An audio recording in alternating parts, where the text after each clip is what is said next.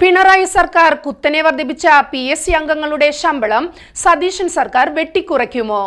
PM Shri പദ്ധതിയോട് പുതിയ സർക്കാർ കൈക്കൊള്ളുന്ന സമീപനം എന്തായിരിക്കും? പ്രതിപക്ഷ നേതാവായിരിക്കെ ഇതിനെയെല്ലാം നിശിതമായി വിമർശിച്ച VD സതീശൻ മുഖ്യമന്ത്രിയാകുമ്പോൾ കൈക്കൊള്ളുന്ന സമീപനങ്ങളെ ഉറ്റുനോക്കി രാഷ്ട്രീയ കേരളം.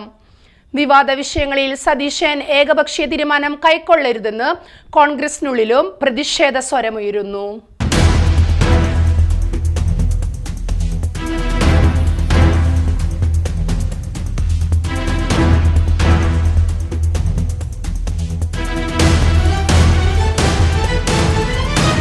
പിണറായി സർക്കാരിന്റെ കാലത്ത് വർദ്ധിപ്പിച്ച PSC അംഗങ്ങളുടെ ഉയർന്ന ശമ്പള വർധനവിന്മേൽ പുതിയ സർക്കാർ എന്തു നടപടിയെടുക്കുമെന്ന ആകാംക്ഷയിലാണ് കേരളം. കഴിഞ്ഞ സർക്കാർ വൻതോതിൽ ശമ്പള വർധനവ് നടത്തിയപ്പോൾ അതിനെതിരെ നിയമസഭയിൽ ആഞ്ഞടിക്കുകയായിരുന്നു അന്നത്തെ പ്രതിപക്ഷ നേതാവ് VD സതീശൻ. ആശാവർക്കർമാർക്ക് 1000 രൂപ കൂട്ടിക്കൊടുക്കാൻ കഴിയാത്ത സർക്കാർ PSCക്കാർക്ക് ലക്ഷങ്ങൾ വാരിക്കോരി കൊടുക്കുകയാണെന്ന സതീശന്റെ വിമർശനം വലിയ വിവാദങ്ങൾക്കാണ് തിരികൊളുത്തിയത്.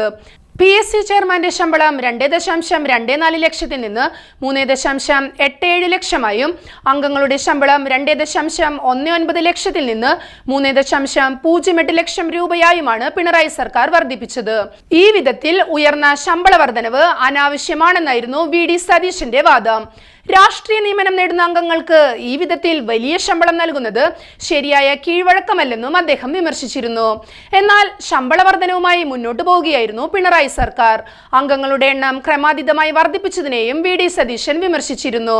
21 അംഗങ്ങളാണ് കേരളത്തിൽ PSCക്കുള്ളത്. തമിഴ്നാട്ടിൽ ഇത് 14 മാത്രമാണ്. പ്രതിപക്ഷ നേതാവായിരിക്കെ ഇത്തരം നീക്കങ്ങളെ വിമർശിച്ച VD സതീശൻ മുഖ്യമന്ത്രിയാകുമ്പോൾ ഈ വിഷയത്തിൽ എന്ത് സമീപനം കൈക്കൊള്ളുമെന്നാണ് ഏവരും ഉറ്റുനോക്കുന്നത്. എന്നാൽ PSC വിഷയത്തിൽ അഴിച്ചുപണി വേണ്ടെന്ന ആവശ്യമാണ് കോൺഗ്രസിന്റെ നേതൃനിരയിലുള്ളത്. രാഷ്ട്രീയ നിയമനമായതിനാൽ ആ കസേരകൾ ലക്ഷ്യമിട്ട് ഇപ്പോൾ തന്നെ UDFൽ വടംവലികൾ തുടങ്ങിയിട്ടുണ്ട്. വർദ്ധിച്ച ശമ്പളവും മറ്റു സൗകര്യങ്ങളും തന്നെയാണ് പ്രധാന കാരണം.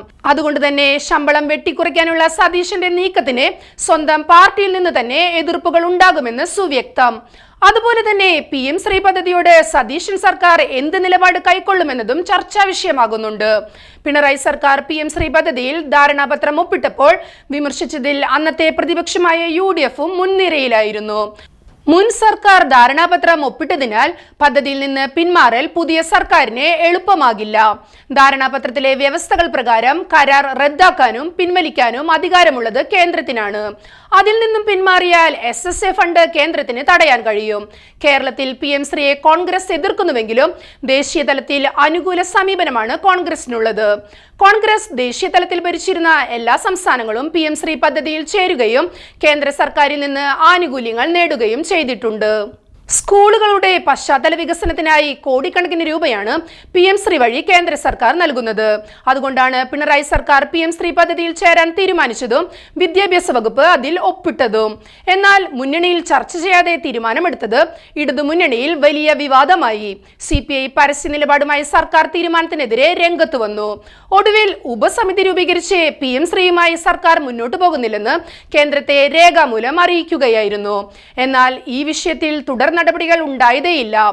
അതേസമയം PM ശ്രീയിൽ നിന്നും പിന്മാറിയതിനാൽ ഫണ്ടുകൾ നൽകാതെ സർക്കാർ പ്രതികാര നടപടികൾ കൈക്കൊണ്ട് ബുദ്ധിമുട്ടിക്കുകയാണെന്ന ആരോപണമാണ് ഇടതുമുന്നണി നേതൃത്വം ഉയർത്തുന്നത്. കരാറിൽ ഒപ്പിടാത്തതിനാൽ 1500 കോടി രൂപയുടെ ഫണ്ടുകൾ കേന്ദ്രം തടഞ്ഞു വെച്ചിരിക്കുകയാണെന്നും ഇവർ കൂട്ടിച്ചേർക്കുന്നു. പദ്ധതി നടപ്പാക്കിയിട്ടില്ലാത്ത കേരളത്തിലും തമിഴ്നാട്ടിലും ഇപ്പോൾ ഭരണം മാറിയിട്ടുണ്ട്. മാറിയ സാഹചര്യത്തിൽ PM ശ്രീ പദ്ധതിയോട് അവർ കൈക്കൊള്ളുന്ന സമീപനം അത്യന്തം പ്രാധാന്യമേറിയതാണ്. PSC അംഗങ്ങളുടെ വർദ്ധിച്ച ശമ്പളത്തെയും PM ശ്രീ പദ്ധതിയെയും പ്രതിപക്ഷ നേതാവായിരിക്കെ നിശിതമായി വിമർശിച്ച VD സതീശൻ മുഖ്യമന്ത്രിയായതിനു ശേഷം ഈ വിഷയങ്ങളിൽ എന്ത് സമീപനം കൈക്കൊള്ളുമെന്നാണ് ഏവരും ഉറ്റുനോക്കുന്നത്.